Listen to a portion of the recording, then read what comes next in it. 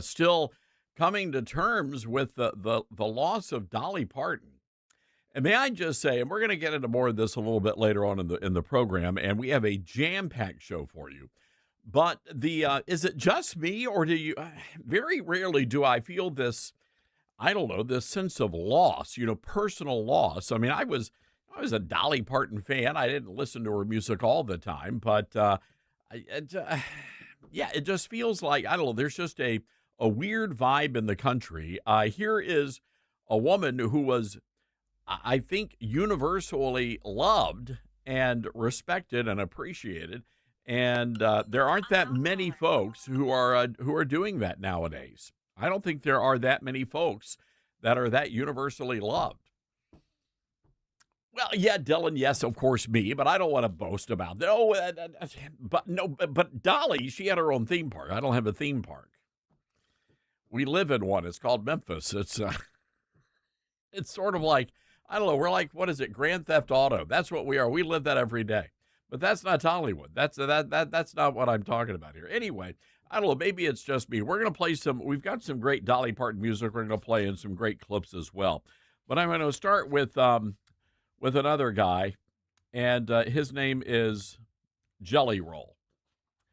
And Jelly Roll was filling in for little Jimmy Kimmel the other night on his late night program. I don't know where little Jimmy is. But anyway, he's got all these guest hosts. He had, Rosie O'Donnell. Why did we let this woman back in the country, right? She said she was leaving America, and she was going to live in Ireland. The Irish were like, oh, geez, really? And so now she's back. But Jelly Roll, who, by the way, claims to be a believer in Jesus Christ, and we had the videos of Jelly Roll rushing over and greeting President Trump at various events like he's fangirling. But Jelly Roll did a gig on Kimmel last night, and night before last, and he attacked President Trump. I want you to take a listen to what he had to say. Let's talk about the main event of America this weekend. It was the big IndyCar race hosted by the president. The cars drove through the streets of D.C., and there's Donald Trump, who apparently has never held a flag before. What a job that. How do you up waving a flag? But the president seemed to enjoy the IndyCar race, which was a real switch up for him because normally he only likes his own race.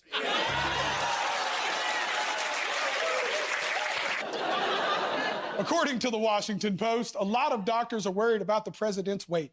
After his last physical, we found out Trump gained 14 pounds, which means he's now tipping the scales at almost 240. It's crazy. Think about this, y'all. In the last few years, I've lost 300 pounds.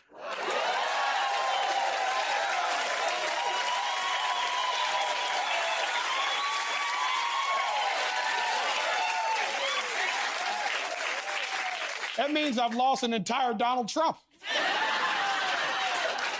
And let's be honest, based on his approval ratings, it seems like most of the country wants to do the same thing.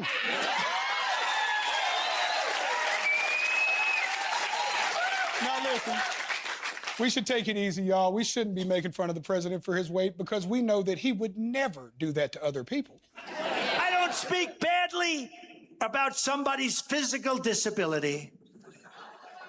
But he's got the biggest stomach I have ever seen. He's actually fatter than ever. The mayor is incompetent, and the governor is a big fat slob. Reed Hoffman, big fat slob. I told you I have a friend of mine. He's fat as you never saw a guy like this. He said Chris Christie's a fat pig. You cannot do that. Chris Christie is not a fat pig. He is not a fat pig. He's not a fat pig. Don't call him a fat pig. Sir, in the back, don't call him a fat pig, okay? I don't talk about people being fat.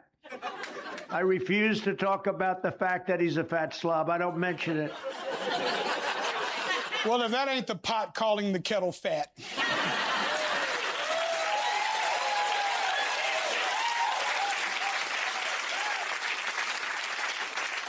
Well, Mr. President, from one fat pig to another, take it from me that physical fitness is very important. And trust me, you'll be happy to see your penis again. Wow. Yeah, that's, look, the guy's a joke. I mean, he weighed over, 550 pounds, and you're going to go out there and you're calling Donald Trump a pig? What's wrong with you? So anyway, Jelly Roll is fighting back now, and because MAGA world is really upset about all of this. I mean, he called the president of the United States a man that he supposedly, I mean, led us all to believe that he was a big Trump guy, and turns around and calls President Trump a fat pig. Who does that? I mean, this guy's a sleazeball. By the way, Jelly Roll is a convicted felon who was pardoned by Tennessee Governor Bill Lee. And I really do wish Governor Bill Lee could rescind the pardon. But what is he doing? I mean, is Jelly Roll really a country artist, or is he's a rapper? Is it? I don't consider him to be in the same ranks of, say, like I don't know, Trace Adkins or a Dolly Parton. He's not like a traditional country guy. He does do a lot of rap, and it's like a mix, I would say. So he's saying that that he's defending himself, saying he's hosting a late night show, and that's what you do, that you make fun of the president of the United States if you're doing a late night show. Here's the thing. If I had been asked to fill in for little Jimmy Kimmel, could you imagine? If I had been asked and I saw the jokes, no way I'm walking onto that stage at all. Doesn't matter how much money they're going to pay me. You know, there's something called loyalty. Anyway, here's what he had to say last night. So he's back again, and he was like, I have to say, as a former felon drug dealer who has lost 300 pounds, has tattoos all over his face, and won 3 Grammys, this is the weirdest thing I've ever done to stun people. No, it's because not only did you lose 300 pounds, you somehow lost your soul. And I think that's why people are upset. He goes on to say, some people online were upset that I didn't treat the president with reverence and dignity, but I want to remind y'all that I go by the name Jelly Roll. I don't even treat myself with reverence and dignity. One day I'm going to look in the mirror, and I looked into the mirror and said, you, my friend, are a pastry. Frankly, I think most people were surprised I had any opinions at all. They see a guy that looks like me and assume the only opinion I have is whether I prefer my meth, crystal, or classic. Well, clearly, maybe he was doing both before the show. So anyway, ladies, this is all very odd. But again, you know, you just have to be careful with these celebrities, people like the Jelly Rolls, and was it Kanye West? What does he go by now? Yay. Whatever. It changes by the day. Oh, for heaven's sakes. But again, they all claim to be out there and to be these passionate followers of Jesus. And the next thing you know, all the Christians in America are putting these guys up on pedestals, and they're worshiping them, and they're just waiting for some sort of a prophetic word to come out of the voice of these people, when in fact, I don't know if they're Christians or not. And even if they are new Christians, it takes time for them to learn and to be discipled. And you're going to turn around and you're going to make them the next Billy Graham with tattoos. And you're surprised? You're surprised that Jelly Roll came out and said this? No, I am surprised, because I thought the guy, I mean, every time Trump was at an event, Jelly Roll was thundering over, and he was wanting to meet the president. And the president probably had no idea who the guy was.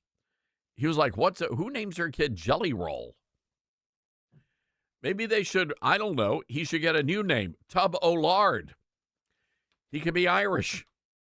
Oh, there you go. It's the Irish rapper Tub O'Lard. Unbelievable.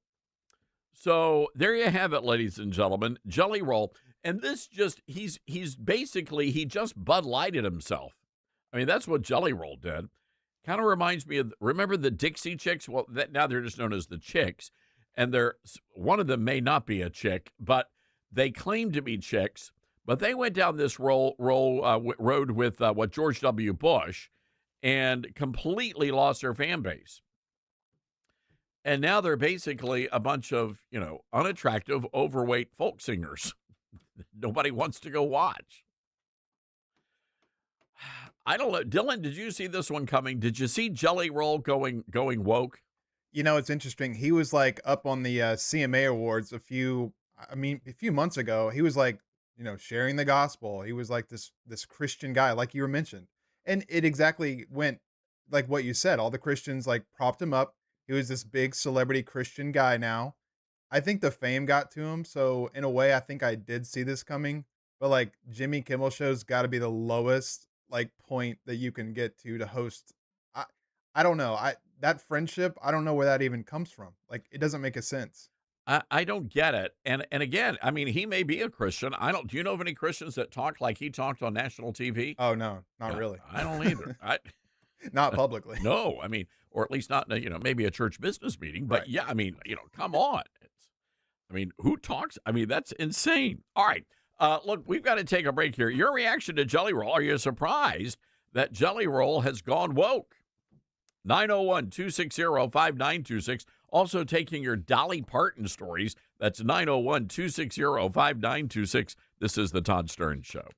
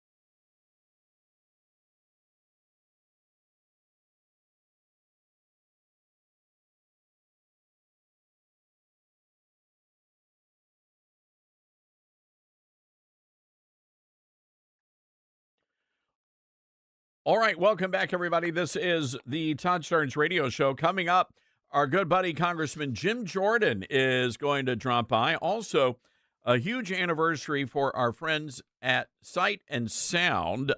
They're celebrating their 50th anniversary.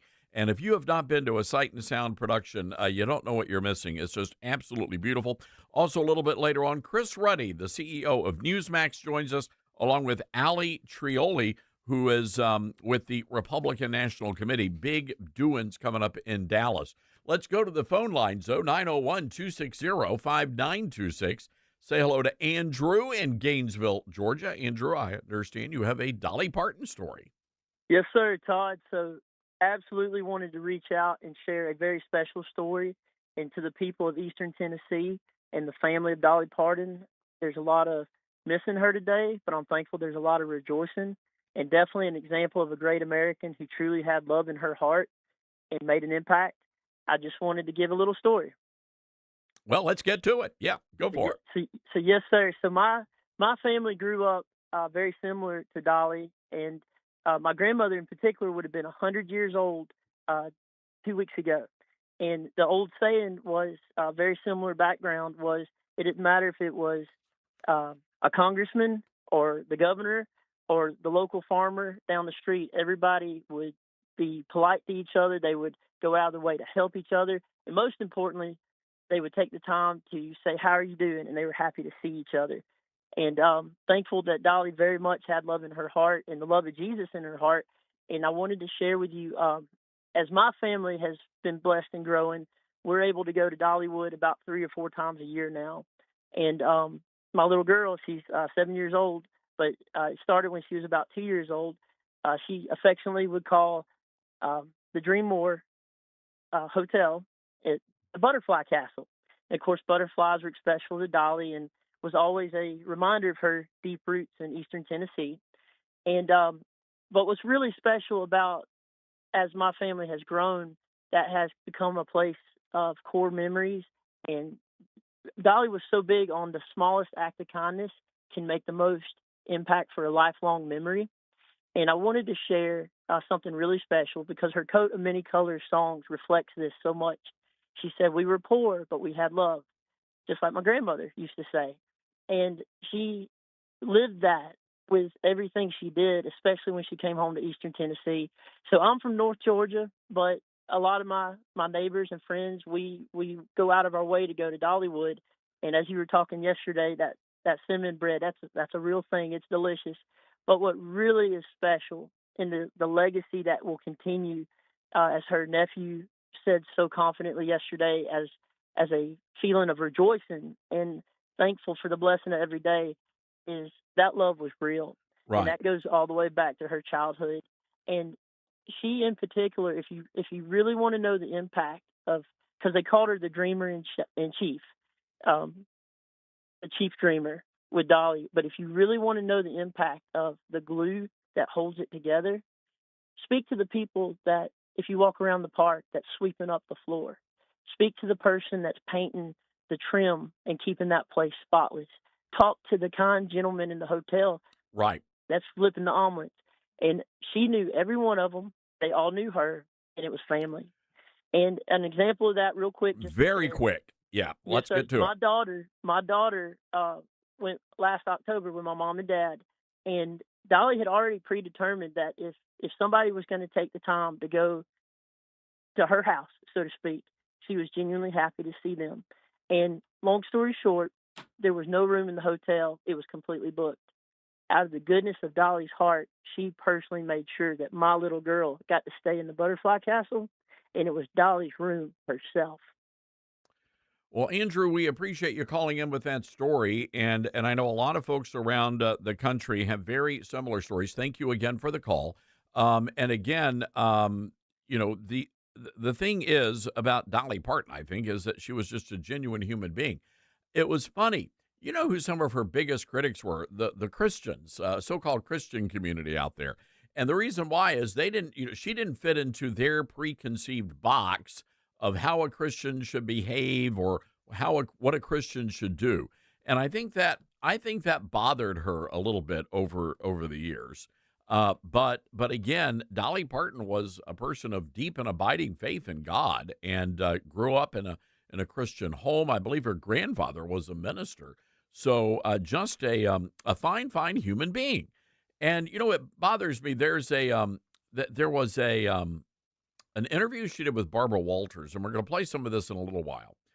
This crazy interview where Barbara Walters did her best to insult Dolly Parton, and asking her about her hillbilly people. I mean, that interview, and again, we're going to play this. We'll try to get it in this hour of the show. That interview really encapsulates what Hollywood and the media and the elites really think about those of us in flyover country. They despise us. Let's go to Pat in Gainesville, Georgia. Hi, Pat. What's on your mind? Hey, I'm just calling to talk about how much I love Dolly Parton. And I've listened to her since I was a little girl and sang her songs and just grew up with her music. I'm a country girl and I love country music. And I could hardly keep from crying yesterday listening to everything about her on TV. It was just heartbreaking when I heard that. Well, Pat, I'll tell you this. What I loved about Dolly, that voice. I mean, she was the real deal, played that guitar, and her voice, there was no auto-tune. It was there, Pat.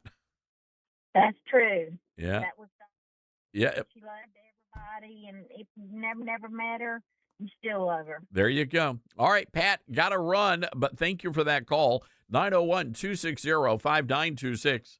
This is the Todd Stern Show.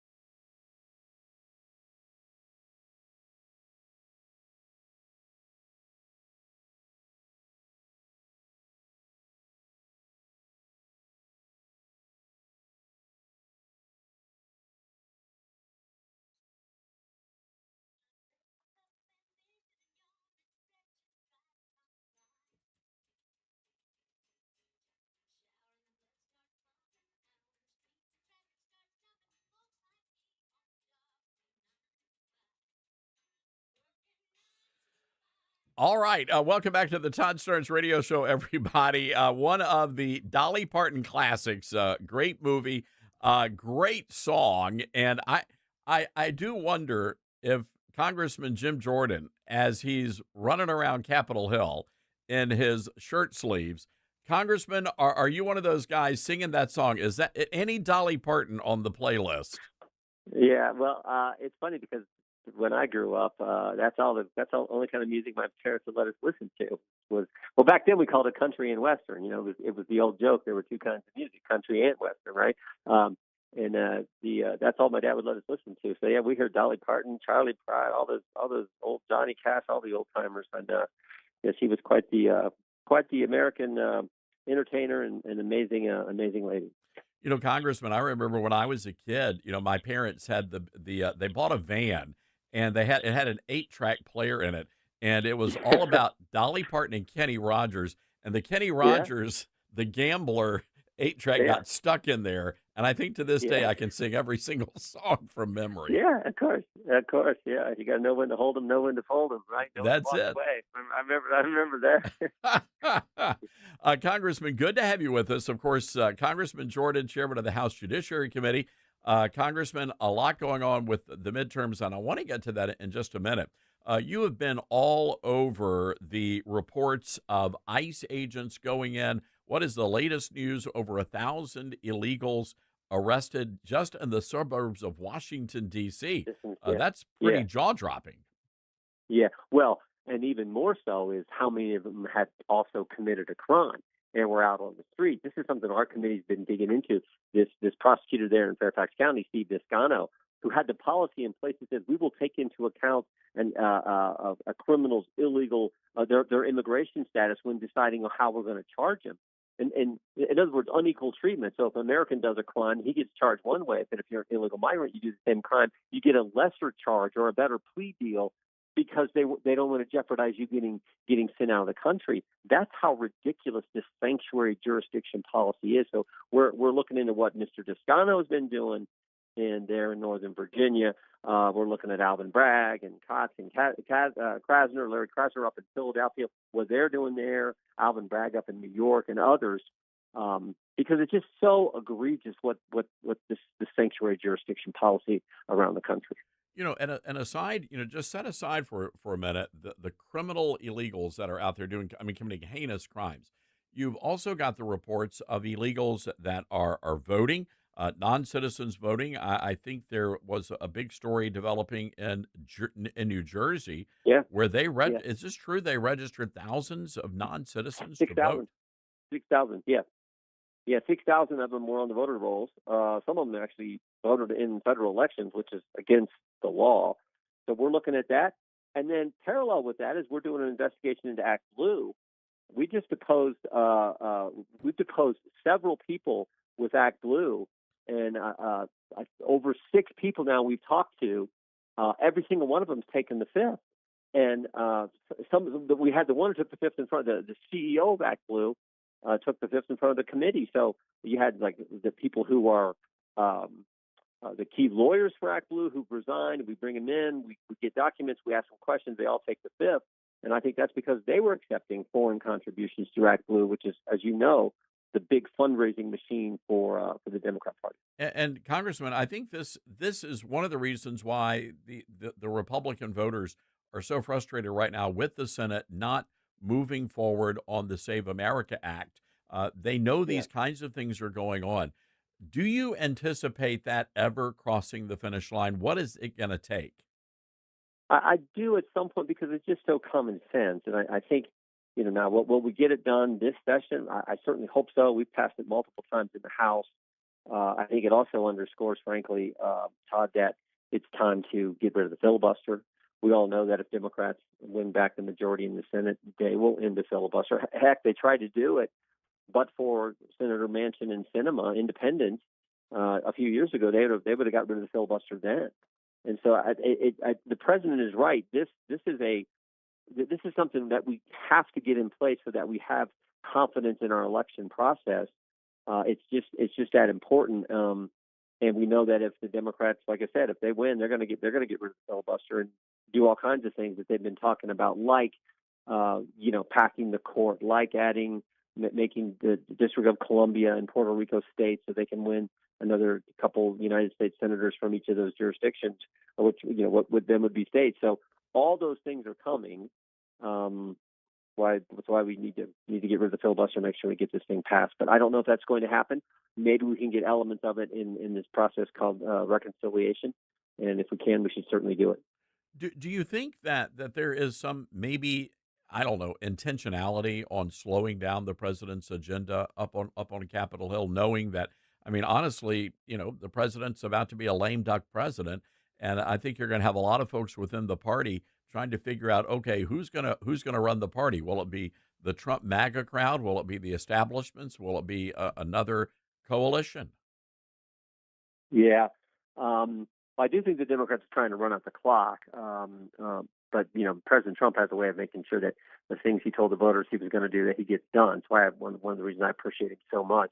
I always say we make this job too complicated. It's pretty basic. What'd you tell the voters you were going to do when you ran for it? If you get elected, do what you said. He does, and he's going to stay focused on that, which is good. But yeah, the Democrats are trying to stymie that. That's just who they are. But worse yet, and I think a key element in this upcoming midterm election is we also know what the Democrats want to do. It's frightening. I mean, you just look at what they're telling us what they want to do on so many policy areas. I mean, think about the once great party of FDR and JFK is now anti-Israel, anti-Semitic, socialist, and having all kinds of other crazy policy positions like men and women's sports, getting rid of ICE, defunding the police, shutting down the government. You could just keep going on and on. So, it's why they want to try to stop President Trump's agenda. They're not going to be successful in that, I don't believe. And they want to implement their crazy left-wing policies, which I think is a key thing we have to tell the voters about here over the next 70 days. Yeah. Where did all of this, where did this come from? Where did the this generation, at least the millennials and Gen Zers, seem to be embracing socialism, which I really think is communism. You've got political Islam out there. What's the attraction? Where are they getting all of this from? Well, I think it's from our education system. I mean, we've seen what was happening at so many of these universities around the country. The anti-Israel bias, the anti-Semitic activity there, all the crazy DEI and woke stuff that was being taught there. President Trump and Secretary McMahon are trying to make a change there. Thank goodness, and I think we're having some success. But I think years and years of that, not to mention what parents I think learned during COVID, what some of their children were being taught in primary and secondary education as well. Some of this just almost like anti-American type of studies that were being done, just wrong. So I think all that's had an impact. But we just got to come with the facts. And frankly, one of the things I think we need to talk about is just what a great country it really is. Yeah. Now, I know we have some concerns with the cost of things, and particularly for young families trying to buy that first home, and I understand that.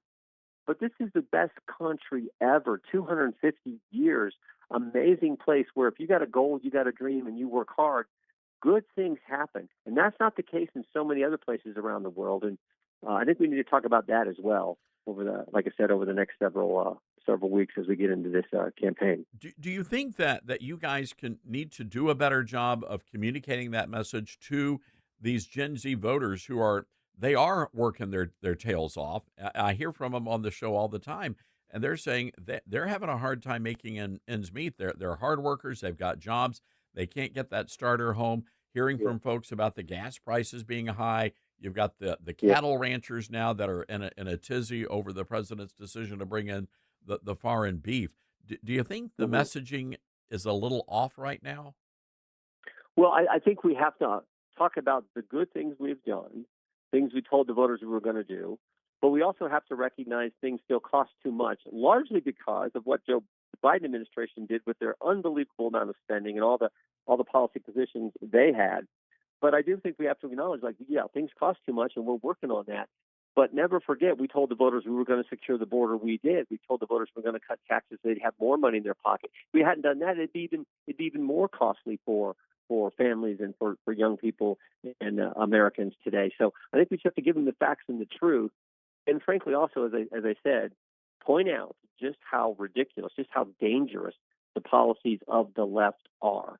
And I think that's the campaign. And if we do that, I think I think we're going to be able to keep the majority. All right, you've got the big event coming up, what, in Dallas, this Yeah. RNC midterm convention. Are you going to be there, and Yeah. what's going to happen?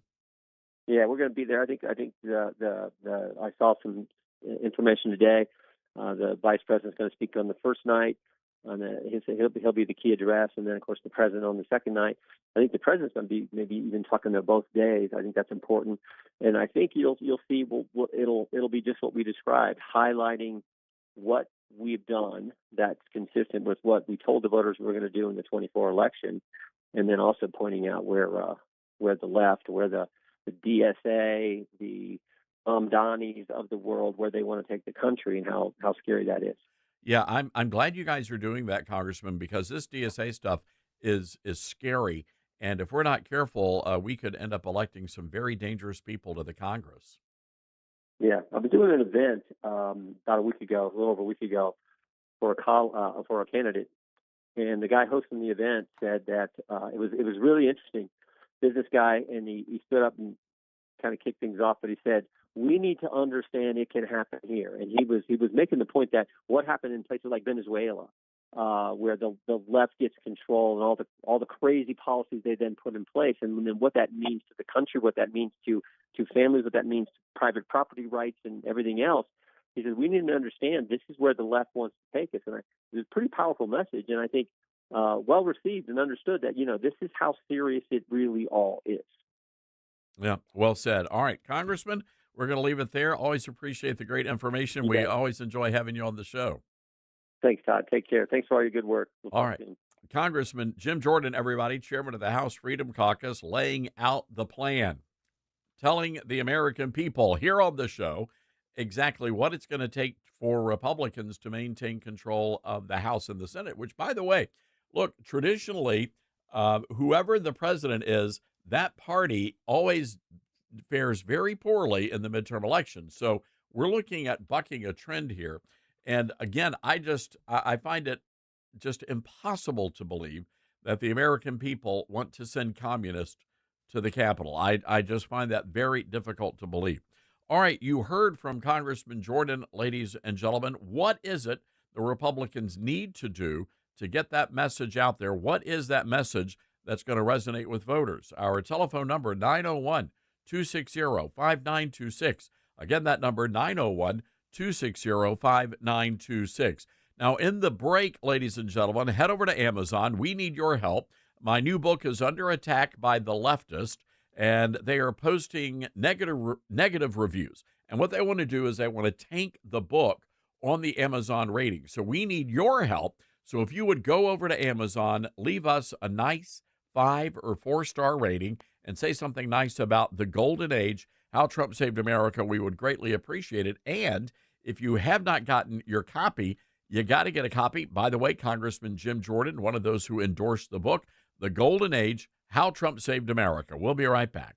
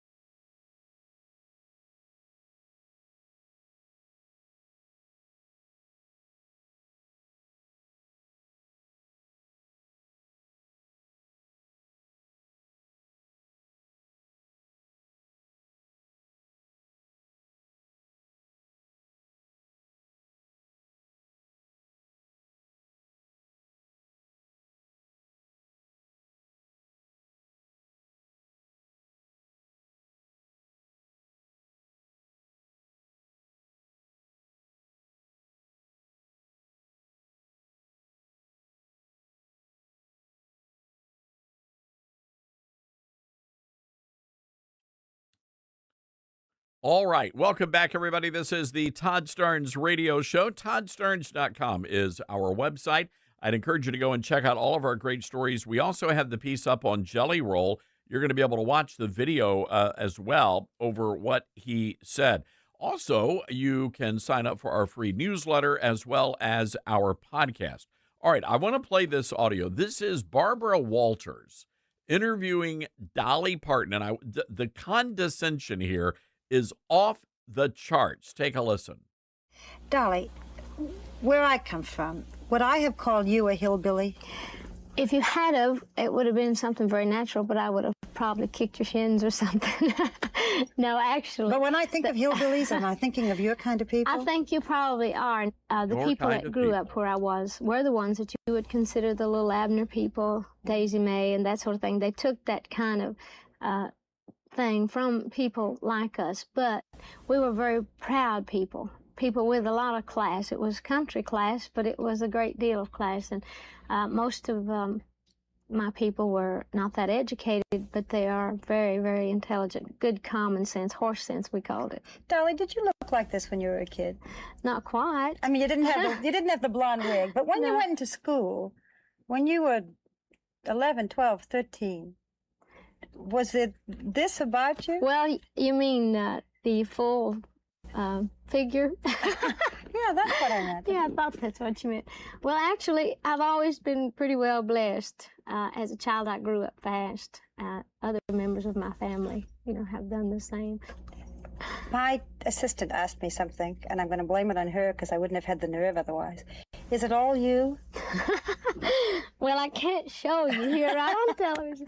I'll take your word for it. I get asked that question. I always answer that because people are in awe of the whole thing. A lot of people say I have. A lot of people say I haven't.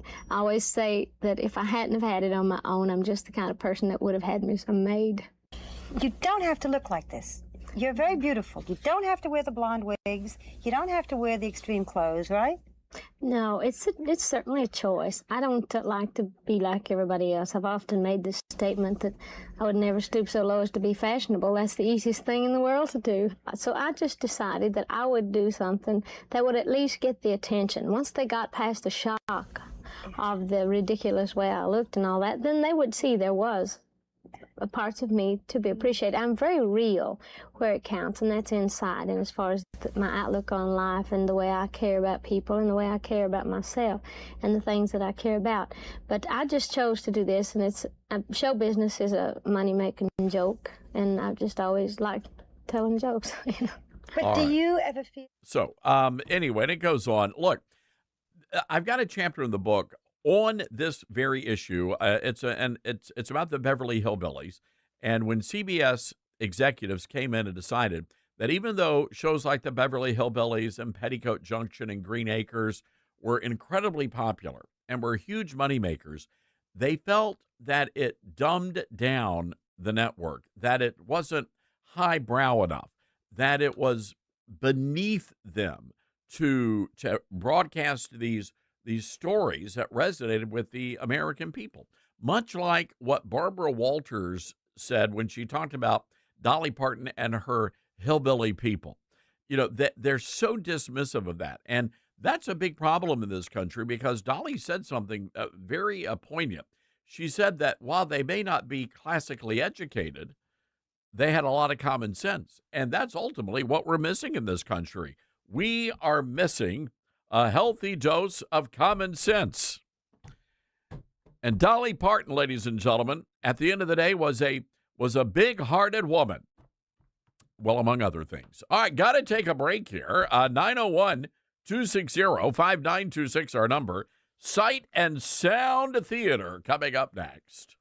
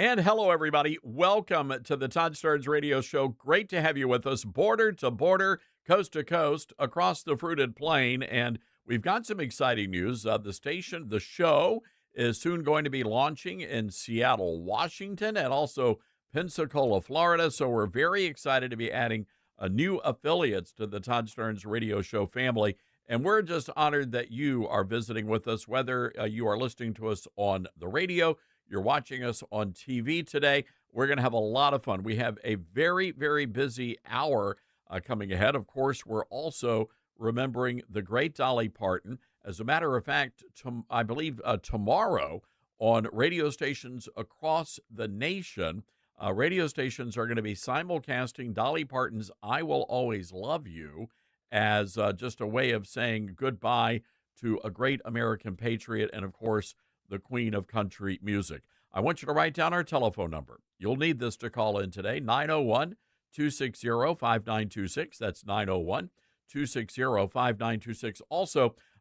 folks, well done on book sales. My new book, The Golden Age, doing quite well on the book charts, and that's all because of you. This coming Sunday, I'll be speaking at Franklin Road Baptist Church right outside of Nashville, and we certainly hope to meet a lot of our listeners and readers there.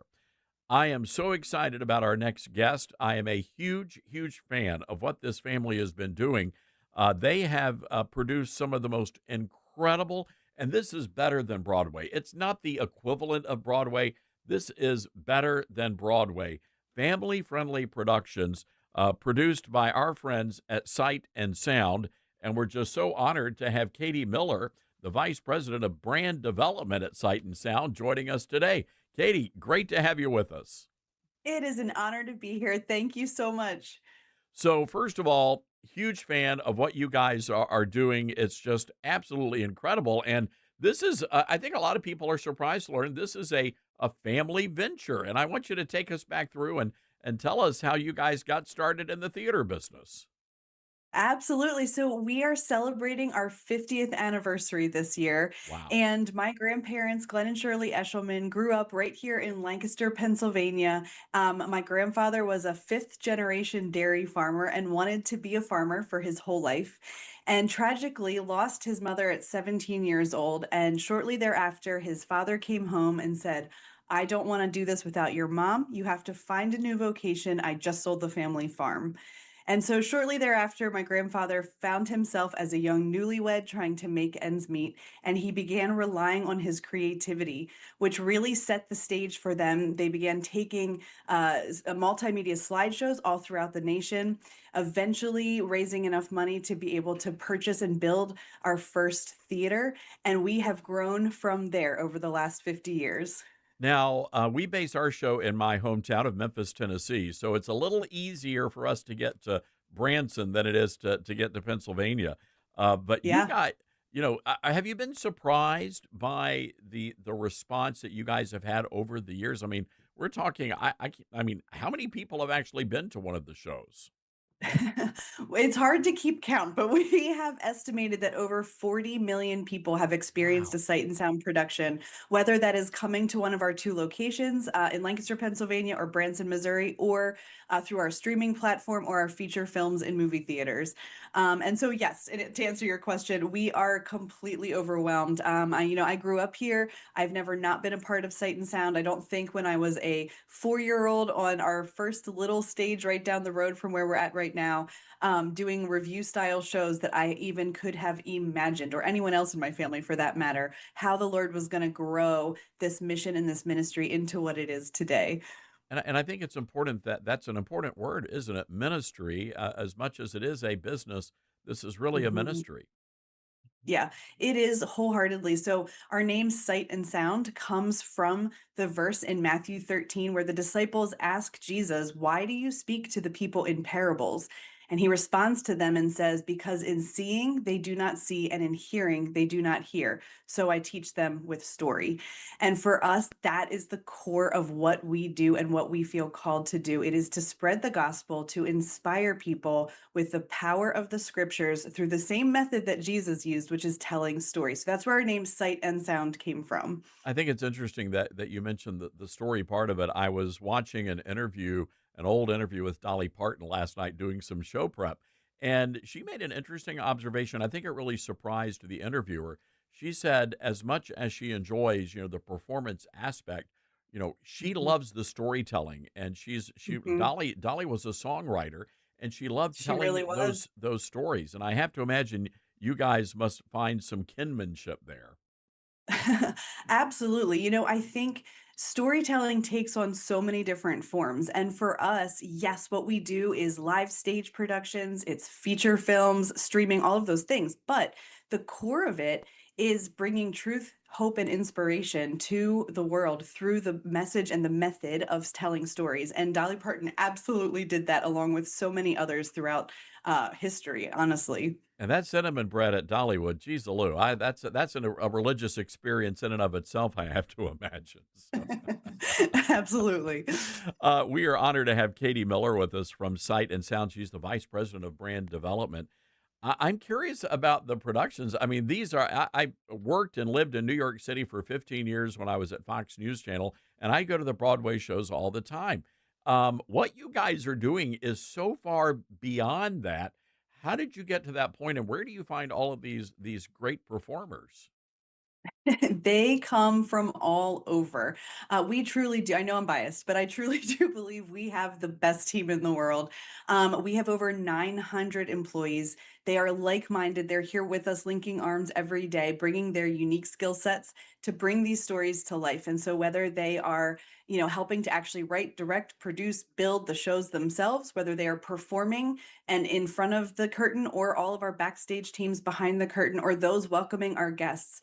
We have just the most amazingly talented people that are truly from all over the country, and a lot of them from the areas that we're in, but many, many from all over the country. And it is just such an honor to work alongside them every day. I'm curious about the audiences. Who would normally come to a Sight and Sound theater show? Well, one of my most favorite things right now is just hearing as we celebrate this year, this 50th year, the multi-generational experiences that people are having. So we're getting inundated as we celebrate with people going, I remember some of those early shows. I came with my grandparents, and now I'm a grandparent bringing my grandchildren and my family. And it is just so meaningful to watch, to walk into the lobby as a show is loading in and watch people that are of all ages. I love to say we are here for children ages 2 to 92. We all get to become kids together and experience these stories. And we welcome people from all 50 states, from usually over 75 to 100 countries every year through Wow. our doors. And so it is a multi-generational and multicultural experience because, these stories are universal. We can't take credit for them. They have been changing lives for thousands of years. We just get the opportunity to tell them. I think many theaters, when they hear those numbers, just the tens of millions of people that have come to a Sight and Sound production, and it seems like the folks who run Hollywood and some of the other big companies, they just don't seem to get it that there is an audience for this sort Mhm. of programming and these kinds of stories that you guys tell. Yeah, it's true. And I will say, one of the things I think we feel the most encouraged about is that faith and the arts seems to be a way that the Lord is permeating not just our nation, but the world at large. And to watch, even in my own, observations over the last decade alone, the amount of faith-based attractions that are growing, movies for sure. I think we all can see there are more and more films coming to the movie theaters that are stories of inspiration and faith, and streaming platforms. It has grown exponentially in the last decade, and we are just grateful to be able to play our part in that. But there are many doing awesome work. So let's talk about the big 50th anniversary. Do you guys have anything? Are you doing anything special to commemorate the big 50? Well, we had our second feature film come to movie theaters this past spring, A Great Awakening, which told the story of Ben Franklin and George Whitfield. A It was a great story of movie. liberty. Yeah, which felt like so important to not just hit in our 50th anniversary, the story of liberty and identity in Christ, but to hit on the 250th anniversary of our nation felt really important to us and special to us. We also have Joshua here on stage in Lancaster and David on stage in Branson. And we did have some fun. We had a big, huge birthday party in both locations for our employees and their families with fireworks and food. And we just had the best time celebrating and actually worshiping together and just thanking the Lord for his faithfulness throughout our story. And so it has been such a fun celebratory year, and so much on the horizon to come as the years unfold too, hopefully. And I understand what you guys have a great website, sight-sound.com. And if people, what they want to get tickets, and I have to imagine shows are selling out. So you would recommend people getting tickets there online. Yes, absolutely. As we start winding down this year, we are getting very sold out for the fall. So go and get your tickets early. But Joshua and David, they're both leaving the stages here in the locations that they're in. So if you want to see them, this is the moment to do it. All right. Katie, I'm going to call an audible here. You know, one of the things they did in Broadway, you know, to make sure they got good media coverage, you know, the shows, they would invite some of the, you know, the broadcasters, some of the show hosts and the news anchors to maybe have a walk-on role in some of the shows. So if you guys You ever got need, it. you know, if you need a radio host for like David or something, you know, we can maybe a newfangled translation. The door is open, and we will find a costume and give you a part. I love it. So you let me know when. Now, I'm not a Baptist. I can't dance, but I can do everything else. So it's That's all right. I can't dance either, and I somehow grew up on the stage, so it's okay. all right. Well, Katie, look, congratulations. We're just huge fans and have been for years of what you guys are doing. And we want to be able to promote all the great things that are happening. Thank you for what you and your family are doing for the country. Thank you. And thank you so much. We appreciate you. It is a mutual honor and gratefulness for what you're doing too. So thank you so much. All right. Katie Miller, everybody, with Sight and Sound. And again, go to that website, sight-sound.com, and check out all the great shows, the great streaming platforms, lots of great stuff. Dylan, did I overstep? I don't, you know, No, I think you're right. I think you're fine. I think I look good in like a beard and a robe. I think you could pull it off if you really tried. Put your heart and soul into it. Right, exactly. But the dancing, we got no rhythm. My denomination has no rhythm. No, we're the hands in pockets, 2-step, side to side. We can't even raise our hands. No. I think there's something genetically, you know, where it won't go up like above, you know, chest length. I was at Calvary Chapel, Chino Hills, you know, when I was speaking out there, and they had just an incredible worship band, and people, you know, they were raising their hands, and I wanted to, but I couldn't get it like past, you know, a certain level. It's No, we can't. And we weren't raised that way. It just can't happen. No, we weren't. But again, by the way, you need to take Mrs. Producer to a Sight and Sound show. Oh yeah, for sure. We have to get in touch with Alan Pillow, who's out in Branson. Maybe he can get us tickets. I think we have to now. All right. There you have it, ladies and gentlemen, Sight and Sound. And I'm just telling you, these shows are absolutely spectacular. All right, we've got to take a break here and pay some bills. 901-260-5926, our telephone number. That's 901-260-5926. This is The Todd Starnes Show.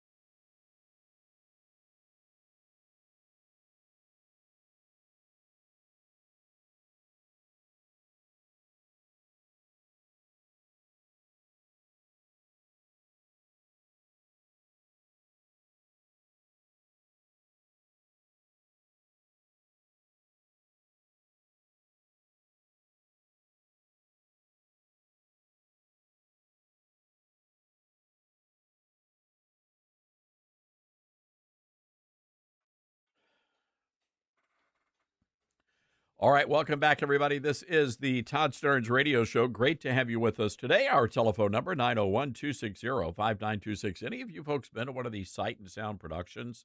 Pretty spectacular what this incredible family has been able to do.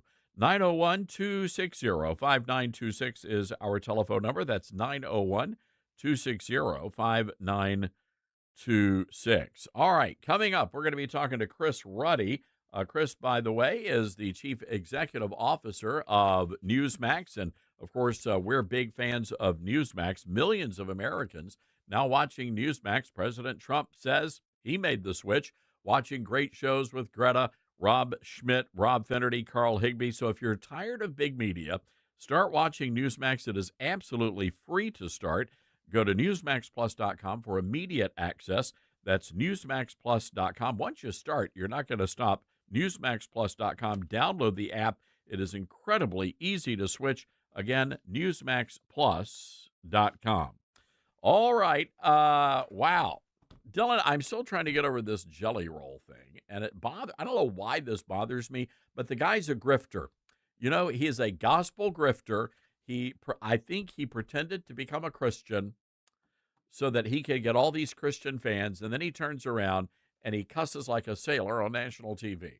I think he's either a grifter, which I do think that he's a grifter. He's either that or he just surrounded himself with the worst people. I mean, you see what fame does to other people. Like you just go and you meet someone who's like, hey, just do this and we'll give you the world. You know, that secret society that they all say that they have. I think that could be part of it, but he did get big off this whole transformation. He lost all this weight. He like shared the gospel and all these people started being fans of his out of all of a sudden. Now he's like, I don't know what he is now. I don't even know what this is. I think he got big off the jelly rolls. For sure. I He think did. That could Yeah. be. That could be. Or the little Debbies. Yeah. Yeah. All right. Well, there you go. New information out of the great state of Texas. This polling data, this is they went in, Texas Southern University. They went in and looked at the 15th, 28th, and 34th congressional districts. Now, these are districts that President Trump won overwhelmingly in 2024. Now, according to their polling data, James Tallarico has a solid lead over Ken Paxton in those three congressional districts that President Trump carried by double digits. The pollster surveyed 700 likely voters. In the Texas 15, Trump won by 18 points. 50% of those respondents chose Tallarico, 42% Paxton. In the 28th, Trump won by 10, Tallarico 51%, Paxton 41%. The Texas 34, Trump won by 10, Tallarico 53, Paxton 42. What is going on there in Texas? I will say, I was talking to somebody last night about this, and they say one of the big challenges is Paxton has not been out there doing as much campaigning as they thought that he was going to, and he's not doing that. So again, I appreciate Jim Jordan coming on the show. If you heard that conversation, he turned it right back around on the Democrats. But the reality is the Republicans are in charge.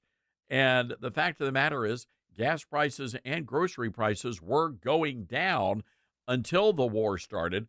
The war in Iran is going to go on for a very long time, ladies and gentlemen. There's just no other way to say that. We are going to be in a quagmire in Iran.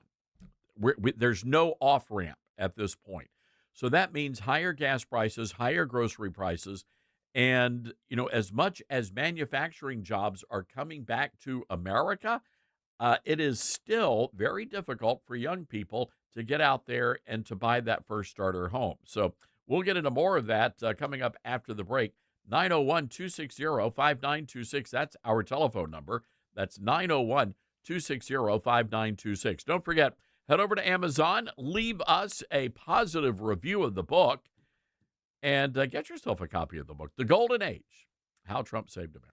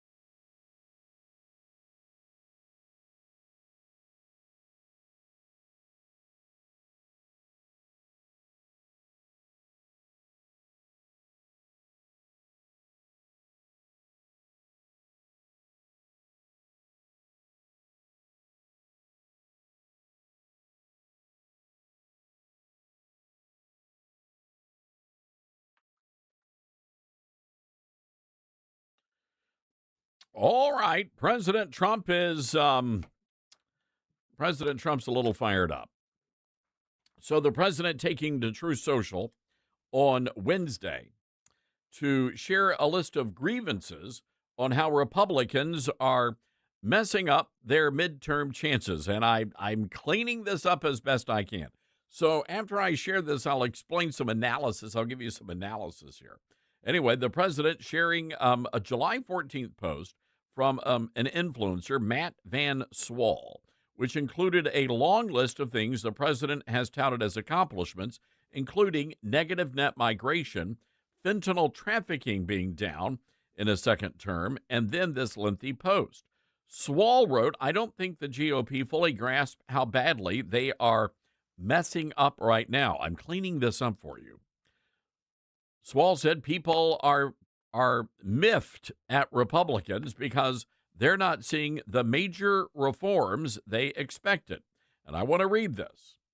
They are really not seeing the reforms, and they're really mad about it. No true accountability, no true mass deportations, no meaningful decrease in the deficit, lots of very long vacations and no work, no bills being passed that reduce the government involvement in their lives. I'm very worried the GOP is sleepwalking toward a midterm reckoning they don't see coming. People are ticked off. Again, cleaning this up. People are ticked off that they voted Trump into office, and then the GOP continues to slow walk every reform people want. Where are all the DOGE cuts that were promised? Where is the SAVE Act? Why haven't we defunded the Taliban yet? By the way, why haven't we defunded the Taliban? Why are bills passing the House and then disappear in the Senate? Why are the GOP still funding left-wing NGOs that target and hate MAGA Republicans? Why are members of the GOP pushing for mass amnesty instead of mass deportations? People are waking up and they aren't happy about it. People believe they were voting for the Trump agenda, and instead many feel like they're getting the same old Washington. If Republicans in Congress don't start producing tangible results, they're going to discover that frustration has consequences, and by the time they realize how deep-seated that frustration is, it may already be too late. The president also took a dig at Republicans in an interview this month with Punchbowl News. The president, while he is facing the worst polling ever, he insisted the public is not angry but they're angry with Republicans. He said, quote, they're angry at Republicans, but they're not angry at me. Trump said he hopes Republicans vote in the midterm elections, but he understands they're very angry. The question is, will they vote because a lot of them are very angry at Republicans? The president has expressed frustrations with GOP lawmakers on a number of issues. Most recently, he's lashed out at Senate Republicans for not passing the Save America Act. So, ladies and gentlemen, is the president right to be upset here? And is the president right to call out the Republicans on all of these issues? I mean, we've been talking about this for a very long time on the show, and it is a disturbing situation. It's disturbing because this is what the Republicans were elected to do.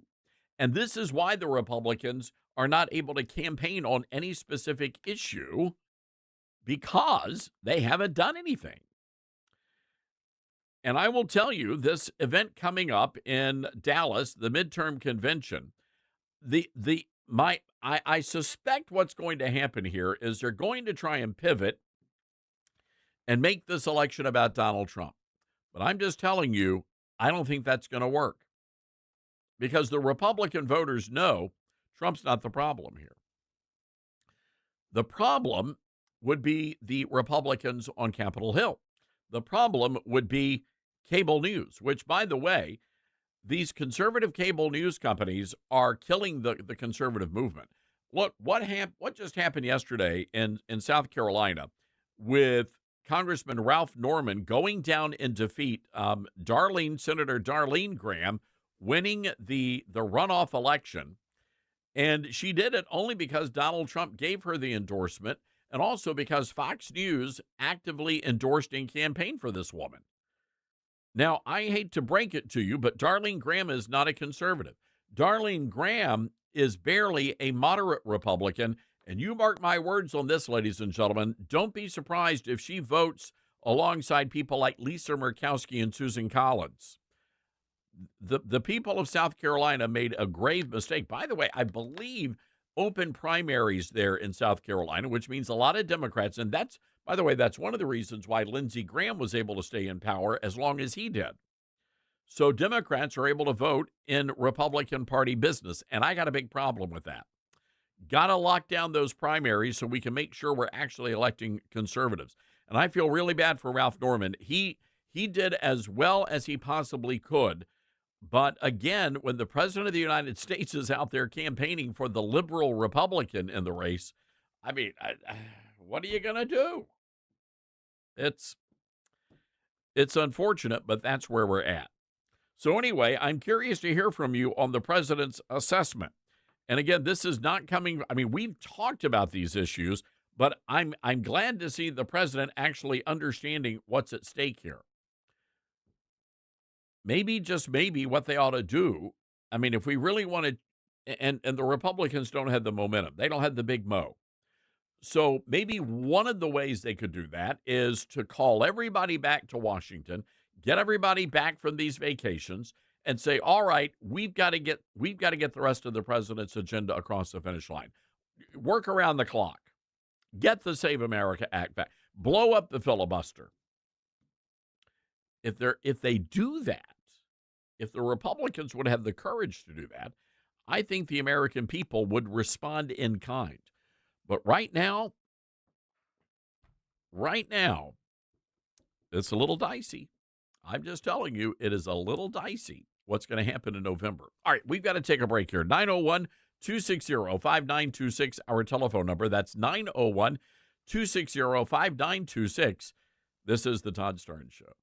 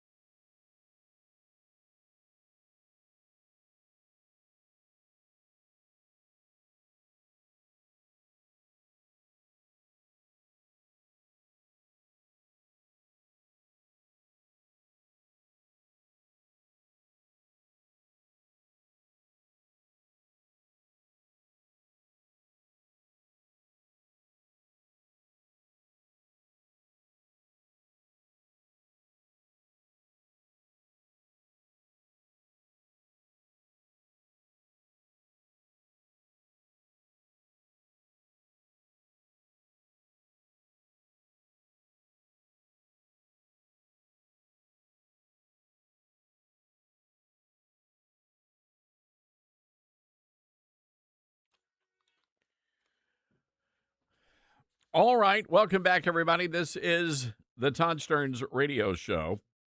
By the way, President Trump on with Glenn Beck today, and the president said he would sign legislation banning Sharia law in the United States. Let's take a listen. We have so many enemies, I feel, like inside our own gates. We have the DSA, and we have Islam, the Red Green Alliance, something I put up on the chalkboard when I was at Fox. And I said, this is going to happen. And everybody said that they'll never work together. And that's exactly what's happening.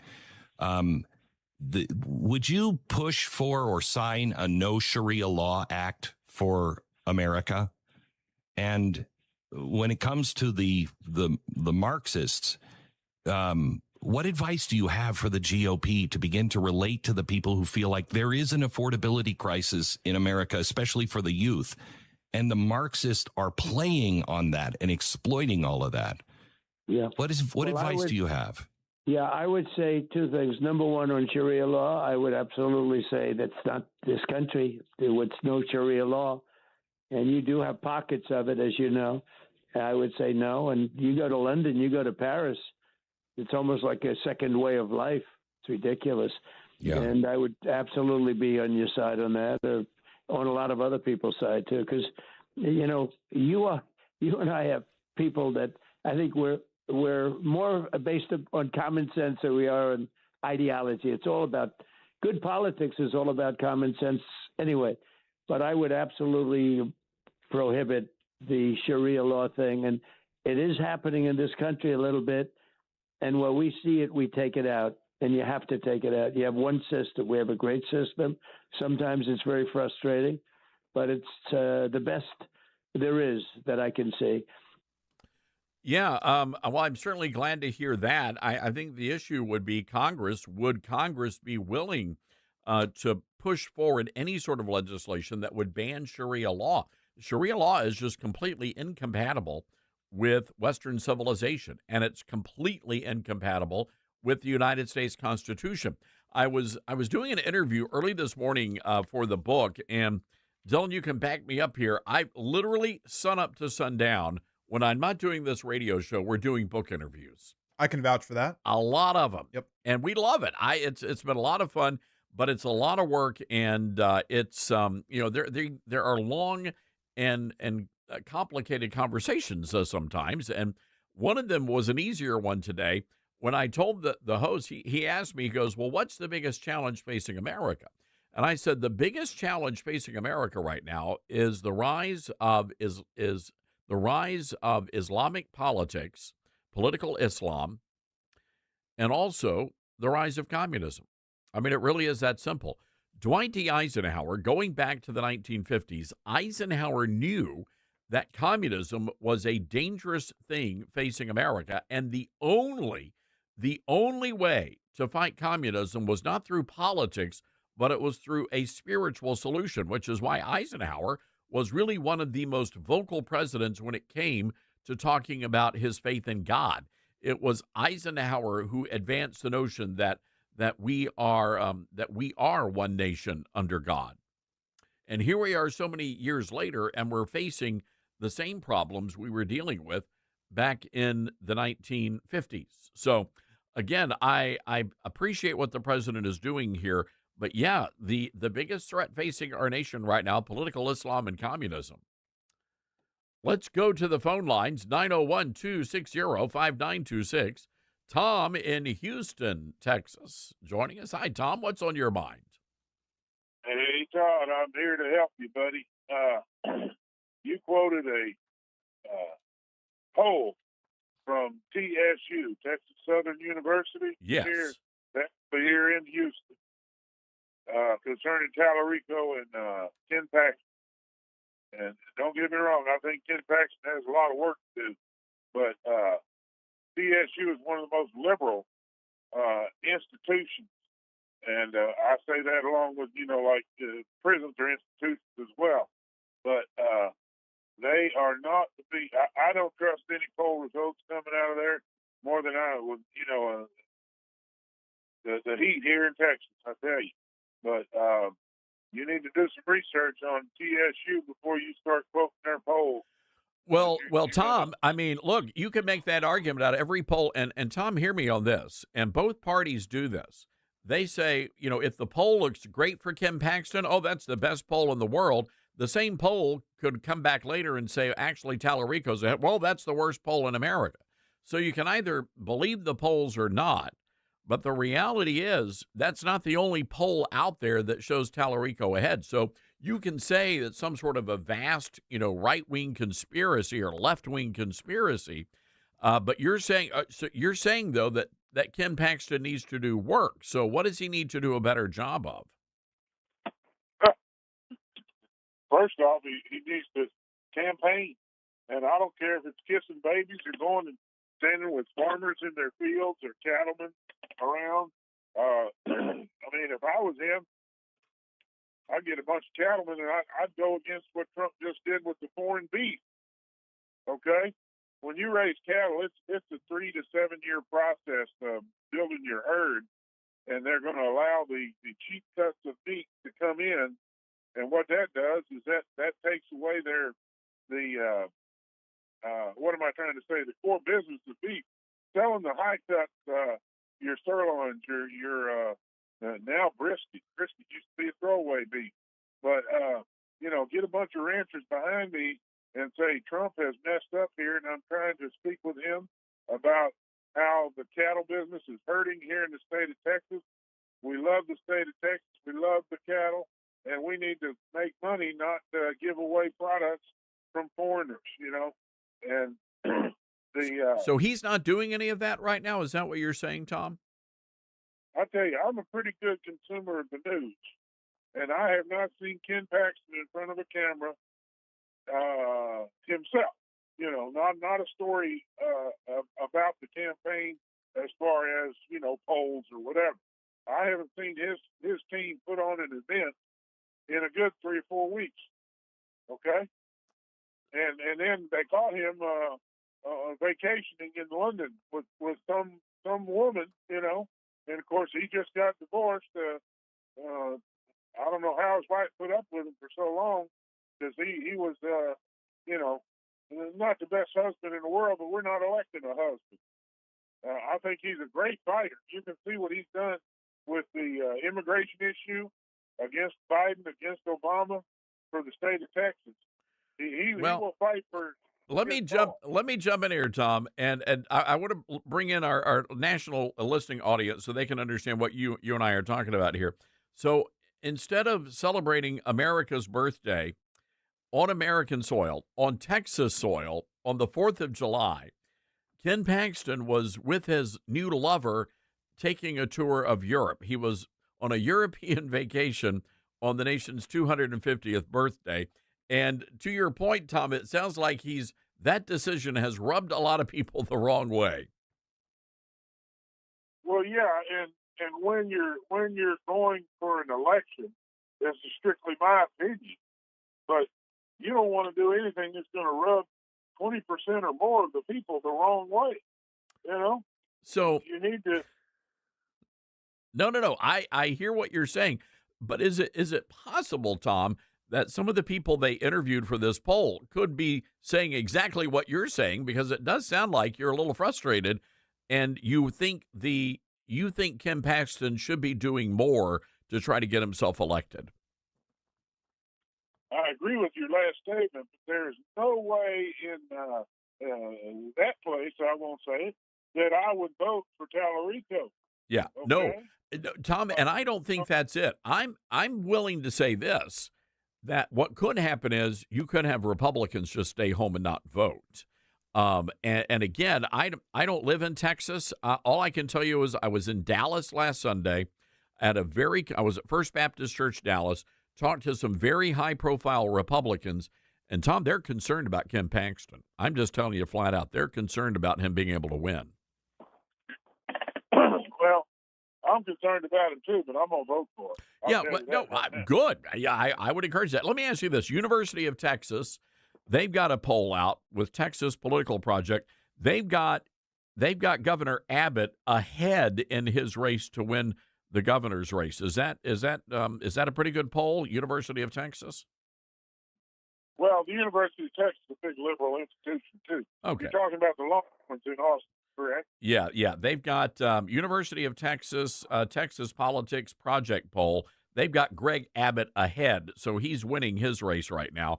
But that same polling data, the Attorney General, Ken Paxton, is trailing James Tallarico. So there's some more polling data out there. Look, all of these polls may be off kilter, but from what you just told me, Tom, I suspect there are a lot of Republicans that feel the same way you do about Ken Paxton and the lack of effort that he's offering up here. All right, Tom, I got to run. Folks, hour 3 of the big show coming up. We're talking to the RNC. Hopefully we'll get some new details on what the midterms are looking like. Also, Chris Ruddy, the CEO of Newsmax. He'll be joining us as well. Stick around, everybody. We'll be right back.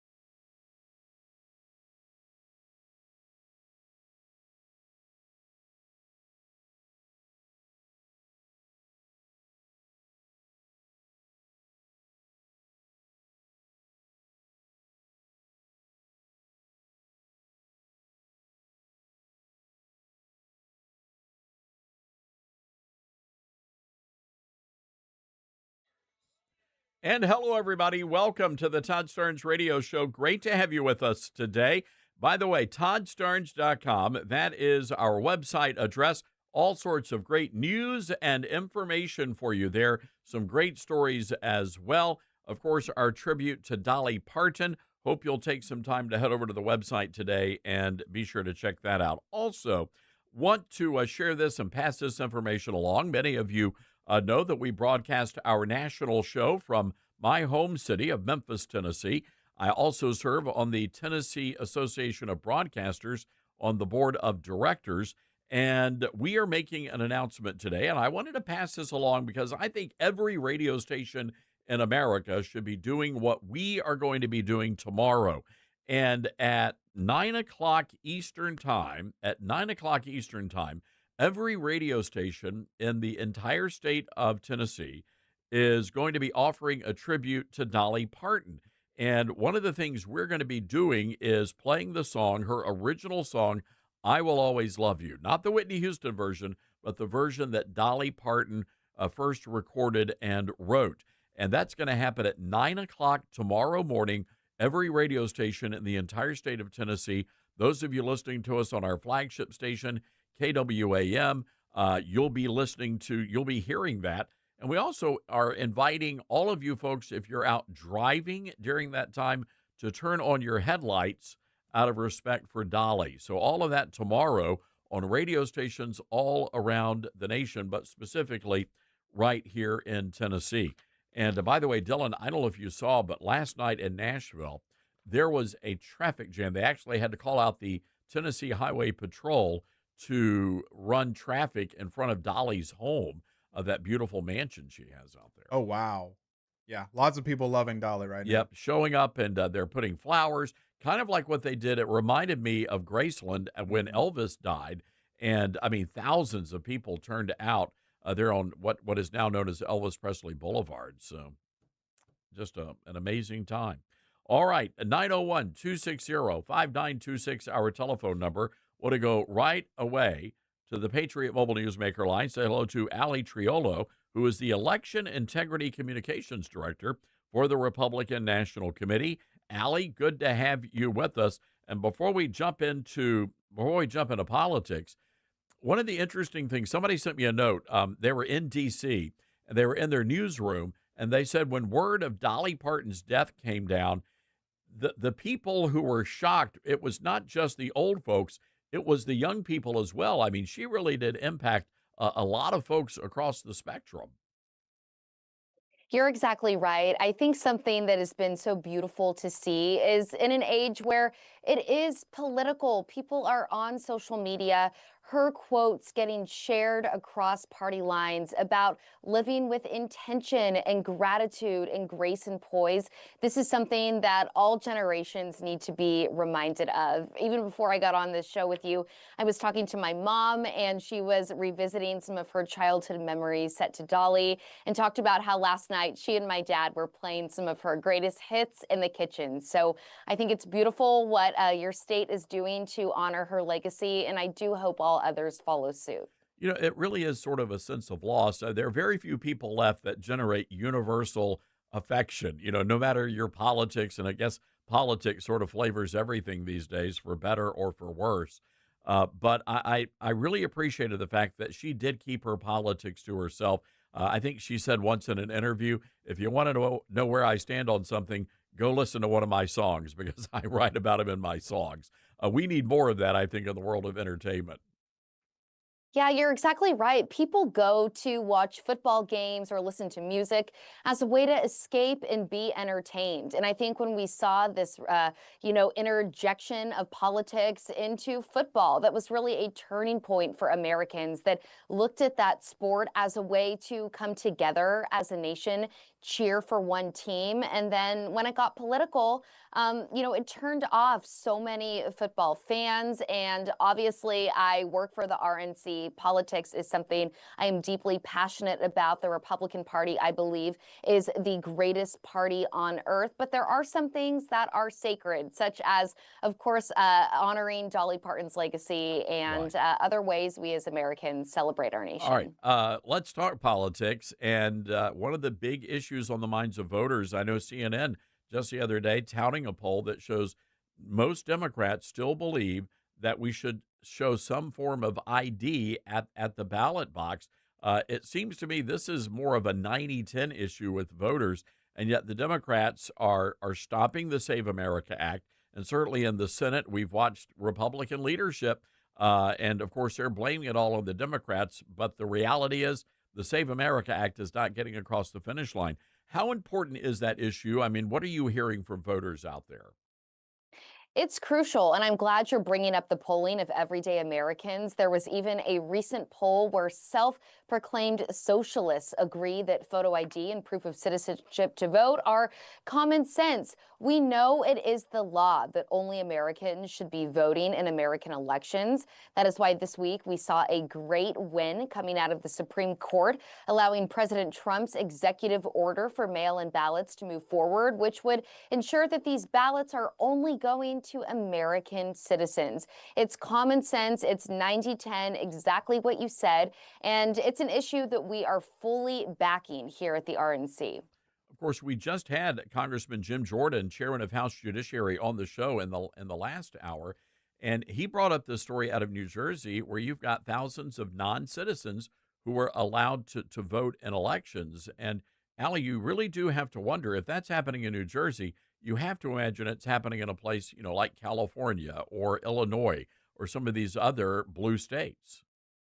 Yeah, and California's Attorney General even admitted that they have no system to tracking non-citizens on their voter rolls. Just last month, President Trump gave a very important election integrity address to the American people and cited states like California and others where there are hundreds of thousands of non-citizens in total on the voter rolls. And I'm glad you're bringing up New Jersey because the RNC, in partnership with the New Jersey GOP, actually exposed those non-citizens a month before Mikey Sherrill made that announcement. And again, these are just people that have asked to be removed from the voter rolls, meaning it truly is the tip of the iceberg. I want to play some audio here for us. This is coming out of Minnesota, from Michigan, where a state representative has described the situation there about removing a dead voter from the township rolls. Let's take a listen to State Representative Rachel Smith. Respectfully, Representative Smith, the fact that there are, in fact, some errors that happen in the system. Every system has errors, and it doesn't mean that there are not safeguards in place. There are safeguards, and you as a clerk, having done many registrations previously, understand that there's a process that you go through. And you can ask NASA. There's no process that doesn't have some error inherent in the system. Okay, thank you. And you're very right. When I was a clerk, there were lots of errors in the system. That's largely why I am here. I took off a dead voter in my township. And guess what? That dead voter was put back on. Not by me. That was done by the Secretary of State's office. So we need to do a lot of fixing here in our elections. When I was a clerk at Martin Township, there was a family member who at one point was registered at my in-laws' home. And that family member had died nearly 20 years prior. They were put on the rolls at 2020. They were mailed voter application ballots without the authorization to do that. That's the local clerk's job. So I went in there, removed her from the voting rolls because I know firsthand this family member is dead and deceased. Just this past election cycle, lo and behold, that person was put back on the voter rolls and has a card of the early voting location polling that I actually have and can produce. And that's a problem. Yeah, I would say it's a problem. Allie, do you see that that's a problem? Democrats refusing to remove dead people from the ballot?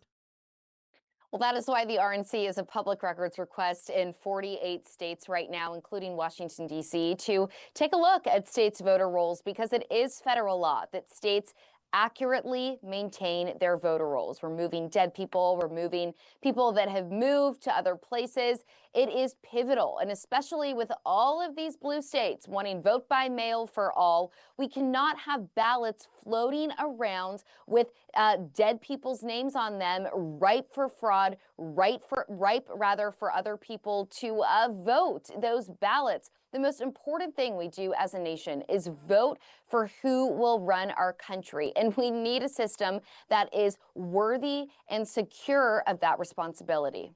Maybe you can help me out here, Allie. I've been really frustrated trying to understand why this happens. But again, we don't know what happens in the hereafter. We know what the good book says. But for whatever reason, the dead people always vote Democrat. Have we been able to figure out why that is? Why do only dead people vote Democrat? Yeah, and when it came to our public records request out of New Jersey, the majority of the non-citizens that were on the voter rolls where we got proof of their voting, they were all registered Democrat as well. So of course these Democrats, they don't want secure elections because the dead people and the non-citizens are voting in their favor. We have even clips here at the RNC that we've uncovered of Democrats admitting the quiet part out loud and saying that if non-citizens cannot vote in our elections, that they stand to have a harder time of keeping their power. Why would that be? Why would that be, Todd? It is a great question, Allie. Before we let you go, this big Supreme Court case in the fall, the RNC's proof of citizenship case, we understand that is expected to be heard. How big of a deal is this, again, getting back to election integrity? I mean, it's a blockbuster case. It's a two-part case. Number one, we're defending Arizona's proof of citizenship law to make sure only Americans are voting in American elections. And also, we are defending the right for non-citizens to be removed from voter rolls no matter when they are discovered on their rolls. A lot of places have these 90-day blackout periods so that these non-citizens have to stay on these voter rolls, which we know is terrible when it comes to having them gain access to ballots. So we're excited to see the Supreme Court take this up in October, and the RNC will never stop fighting for secure elections. All right. Well, Allie, we're gonna leave it there. Again, a lot happening, of course, gearing up for the big RNC midterm, and we'll be talking more about that later. But again, voter integrity and election integrity, that is something we've got to pay attention to. Allie, thank you so much for joining us today. Thank you for having me. All right, Allie Triolo, ladies and gentlemen. She is the comms director for election integrity at the Republican National Committee. Got to take a break here. 901-260-5926. That's 901-260-5926. This is the Todd Starnes Show.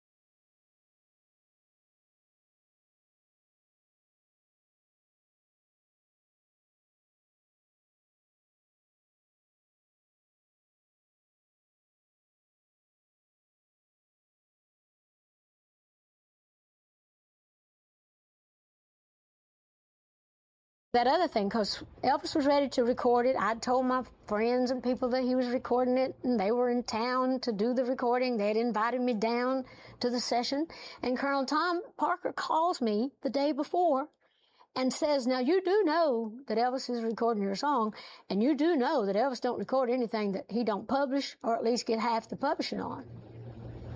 I said, really? Which is to say he would have the rights. He would have the rights, at least half of the rights to the publishing of the song. I said, I can't do that. This song's already been a hit with me, and this is in my publishing company, and obviously this is going to be one of my most important copyrights, and I can't give you half the publishing. Of course, that's stuff that I'm leaving for my family.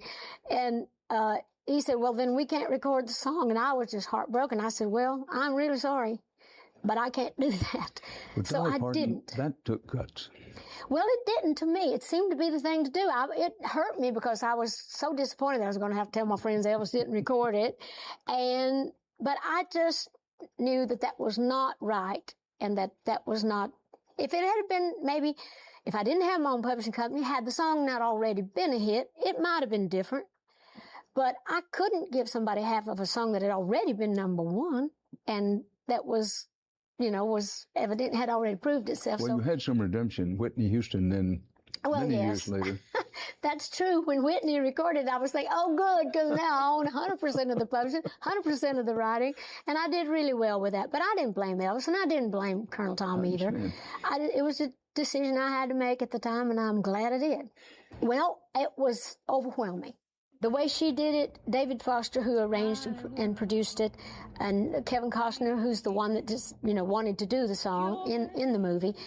But when I heard her sing it, because I'd always loved her singing anyway. I mean, what a voice she had. I mean, at that time, nobody could out-sing her. But when I heard it, my heart just stopped. I just couldn't believe that my little song, my little simple song that was written straight from my heart, about a subject that we all know and relate to one way or another, whether it's someone that's died or kids going off to school. People relate to that song in so many ways. But anyway, when I heard her sing it, I could not believe it. I was driving at that time from my office in Nashville to my house in Brentwood, and I heard it when she started singing that a cappella. I thought, well, I thought, if I should stay? And it took a minute to realize. And then when it went into with the music part where she was singing, I honestly thought I was going to have a heart attack. It was one of the most overwhelming things. The way she did it was spectacular. And the Grammy goes to Whitney Houston!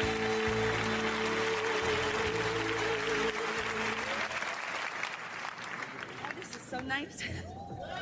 Thank you so much. Thank you. Listen, I got a lot of folks to thank, so I'm going to put this down for a second, okay? Dolly, of course, coming from you, this is truly an honor. You wrote a beautiful song. Thank you so much for writing such beautiful songs, really. People say, well, that's Whitney's song. I said, that's fine. You can give her the credit. I just want the cash. So send that check on to me. But it was her song. The way that she did that to make that such a worldwide hit, mine would have never have done that. But since then, people have done it, as instrumentals, as duets, and all of that. So it's just one of those simple little songs that says nothing and yet everything. Yeah, I mean, it's a beautiful song. And going back to that interview, she went on to talk about how as much as if she had to give up everything else, the only thing she would keep would be her ability to write songs and, these stories. And that's really, that came from the East Tennessee mountain culture, that Appalachian culture where storytelling, and that's how people lived their lives back in those days. They told stories on the front porch of their cabins. And for me, I think, that's part of our culture. That's part of our heritage as Southerners. And to see her story, I think that's one of the reasons why she really resonated with so many people, but especially those of us who live in the southern states, and especially those of us who live in Tennessee. And Dylan, say what you will, but there are a lot of great musicians that came from Tennessee. Amen to that. We'll throw in Timberlake. I'm feeling generous today. He's from Memphis area. He gets half. Yeah, that's okay. He did bring sexy back, so, we'll give him that. All right, hang tight. Chris Ruddy from Newsmax joins us next. This is the Todd Starnes Show.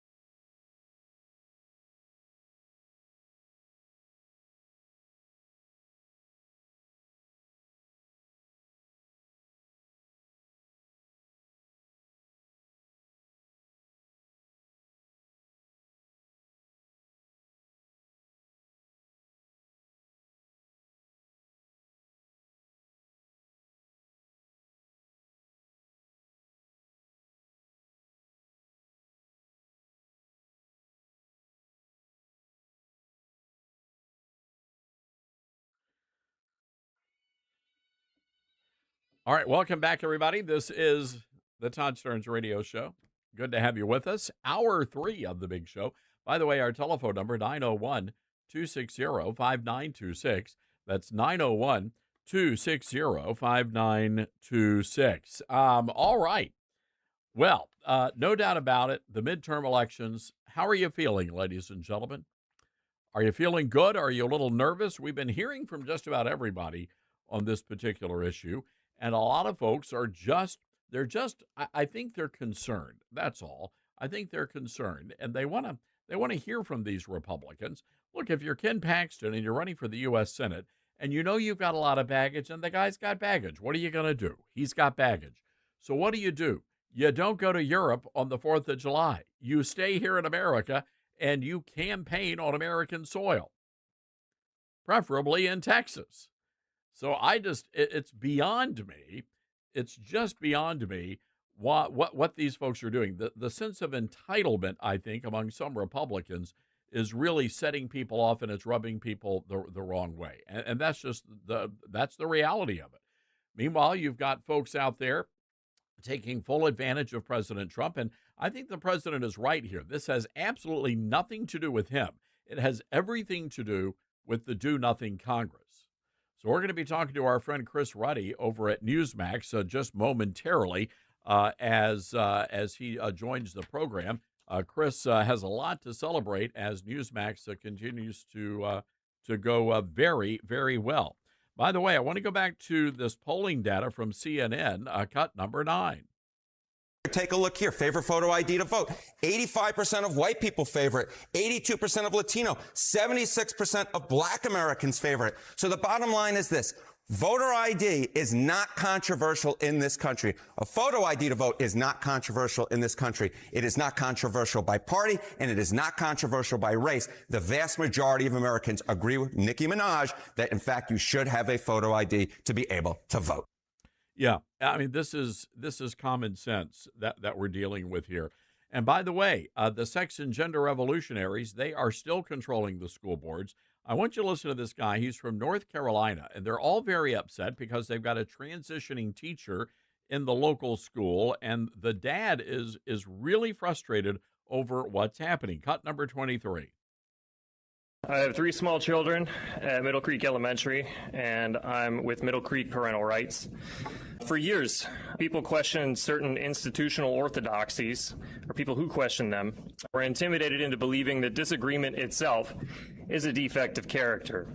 We got all kinds of newspeak vocab for policing dissent, not to answer the argument, but to morally classify the person making it. Misgendering, dead naming, normativity, heteronormative bigotry, transphobic. It worked pretty well around 2016, and it worked really well in 2020. But its shelf life is expired. Ordinary Americans are remembering something basic, that we can and should just say things. Things like, I don't subscribe to gender theory. I'm a Christian and a faithful believer in Jesus Christ. In fact, I claim religious exemption from it, for myself and for my family. I reject critical theory, postmodern progressivism, especially in elementary education. Yeah, I get where this guy's coming from here, and it's really frustrating that moms and dads are still having to deal with this. I really do hope the administration does abolish the Department of Education, return control of those schools back to the local communities where they're going to be able to eradicate this sex and gender ideology. 901-260-5926 is our telephone number. That's 901-260-5926. Well, for those of you who have read my new book called The Golden Age, and if you've read the preface, you know who our next guest is. As a matter of, these are like the first words of the book. My first visit to Mar-a-Lago was at the invitation of Chris Ruddy, the Chief Executive Officer of Newsmax. Our dinner party was seated on the alfresco patio with a breathtaking view of the manicured lawn and brilliant blue waters of the swimming pool. I was keenly aware that up until that moment in my life, my idea of fine dining was Uncle Herschel's favorite breakfast at Cracker Barrel. In the South, we have a saying for a situation like that. I was honored to be living high on the hog. And with that, we bring in the CEO of Newsmax, Chris Ruddy. Chris, great to have you on the show today. Todd, it looks great. Everything, it looks like a major network you have there. Well, we have a great team. We have a fun team here, and I sure do appreciate that. And I appreciate all the things that you have done for me, and we're so excited about the new book. We're getting rave reviews all over the country. Even President Trump said he's read the book, right? He has, and he gave us the thumbs up, and what we had Speaker Mike Johnson as well. And again, I just can't say enough great things about you, and thank you for bringing me into the Newsmax fold. Well, thank you. You've been a force before Newsmax was around, and in media, and you're continuing to be that in the radio, on television. So we appreciate it, Todd, and keep up your good work. Well, again, there's a lot to talk about, Chris. We've got the midterms, and you guys did the big debate a few nights ago there in South Carolina. Did you ever imagine that Newsmax would be a major player like it is? You know, when you've started the magazines and the newsletters, and now just the incredible success that Newsmax has seen. Well, I don't really imagine a lot of things. I just keep doing what I'm doing and keep building and growing. And I do think that people, it's not Chris Ruddy doing this, right? It's the millions of people that are watching us, tuning in Newsmax. They're downloading our app on their phones. They're going to cable. They're going to streaming to watch your show. And they're the ones that we owe gratitude to and have to point to our success. And they're coming to us because there's not a lot of alternatives, and the media is so bad out there, and we're seeing they're going to get really bad leading up to this election. But still, I mean, it takes a person with vision, and you've been that visionary. And a lot of folks may not know this, but Newsmax is really now international, and that must be so exciting to see the Newsmax brand in many countries across Europe right now. Well, we're in 100 countries now with Newsmax, which is amazing. They're carrying our American channel, the cable channel, or our streaming. And then we have a number of countries that even like us so much they start putting us in local language. We just launched Newsmax Poland in the Polish language. We're working with partners there that do that. We're hoping to expand to a lot more other countries. Again, I think it's this demand, right? It's not just in this country. We actually have a lot more media diversity than many other countries, including Europe. So there's a real demand for what we're offering, which is sensible news. We always say we're independent with a conservative perspective. And I think that's why President Trump likes us so much. So many people there's 15 million plus people that have downloaded our app, which is free on their smartphone. And they can go to iPhone or Android, and they can start watching your show anywhere in the world. Very few cable channels allow that to happen. So it's a big, big thing for us, and we're really excited about the future. We've done book signings in Southern California, Chino Hills, and was just in Dallas this past Sunday. And the numbers of people that came up and said, you know, they loved watching my show on Newsmax 2. You know, they love what's happening at Newsmax. And to a person, they said, thank you for what you guys are doing. And I think it's that going back to that idea of real news for real people. And I think that's really resonating with folks out there, don't you? Yeah, I mean, we don't give there's a lot of differences between us and Fox. People say, well, what's the difference? Watch us. Look at our websites today. Look at the Newsmax site compared to the Fox News website today. You'll see the difference. You'll see what we focus on, the issues we care about, the things we're reporting. You see the things they're interested in. I think you'll agree that we're the more serious and the ones more in sync with their values. But we let people decide that, right? We're not telling them to believe that. You go on a lot of networks, everybody's telling you what to believe. Yeah. My view is let people, we have Democrats come on. We have people pro-Trump, against Trump. We're not afraid because we know that when the people can really make up their own minds, that's better for everyone. I completely agree with that assessment. And, you know, we love those opportunities to debate.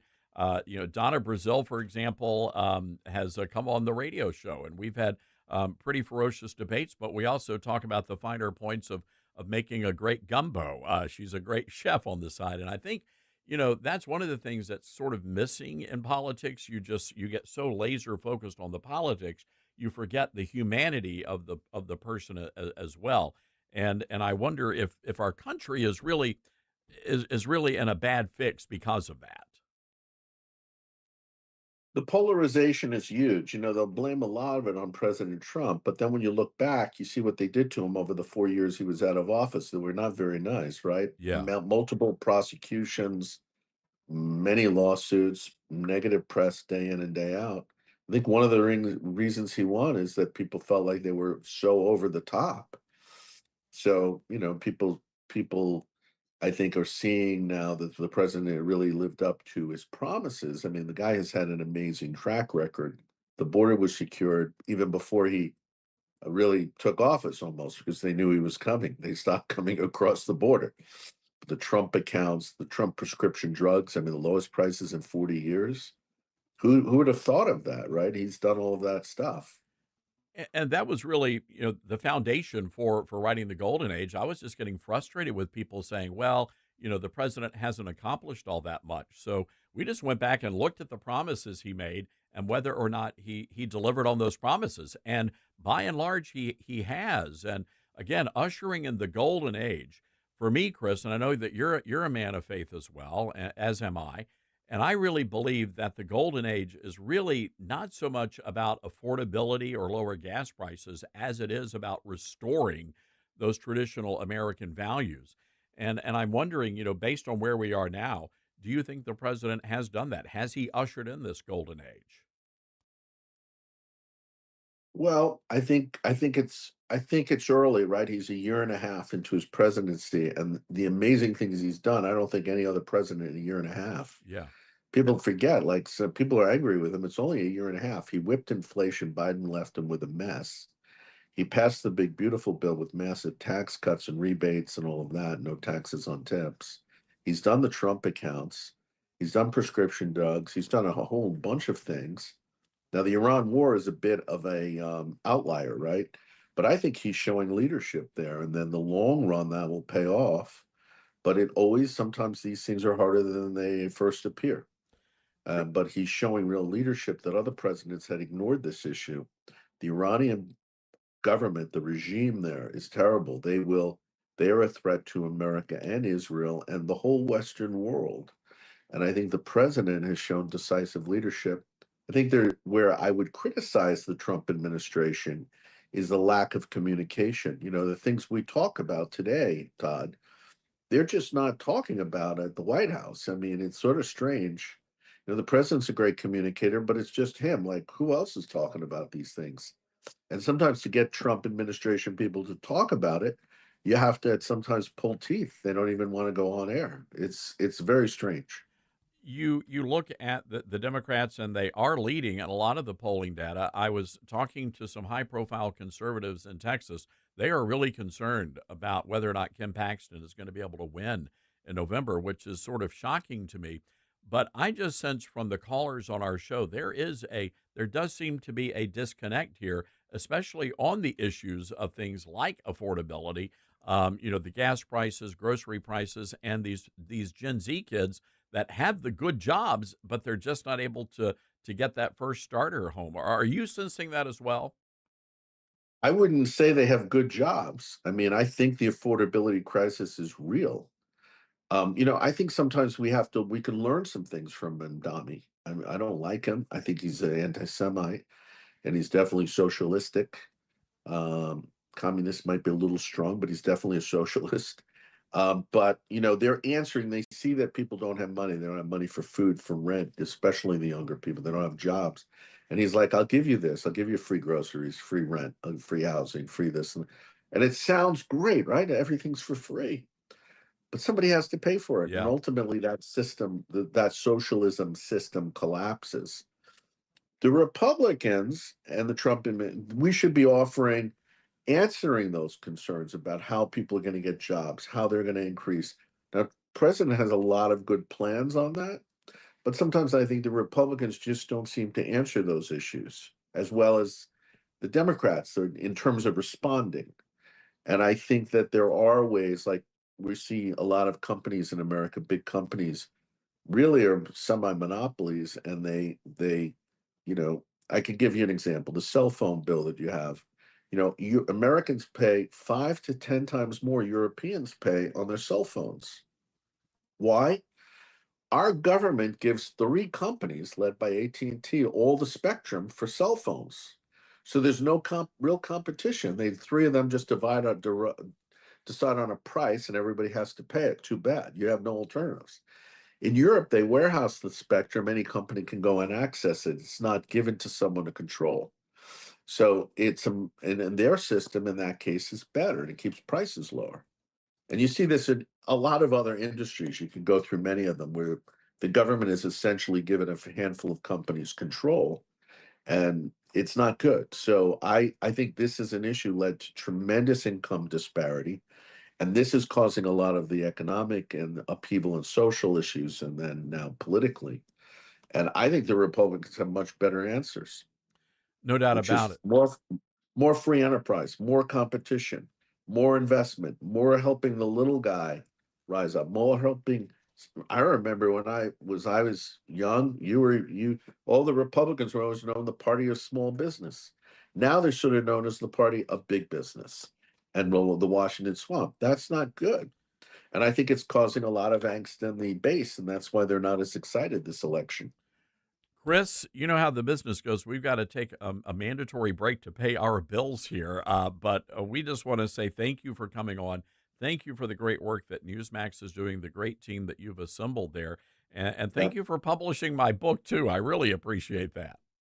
Get your book on Amazon, number 1. Number 2, download our free app on your iPhone, Android, or your home TV, Newsmax. It's free. And number 3, check out Newsmax on the New York Stock Exchange. We're now a publicly traded company. And as I say, you can join the news revolution.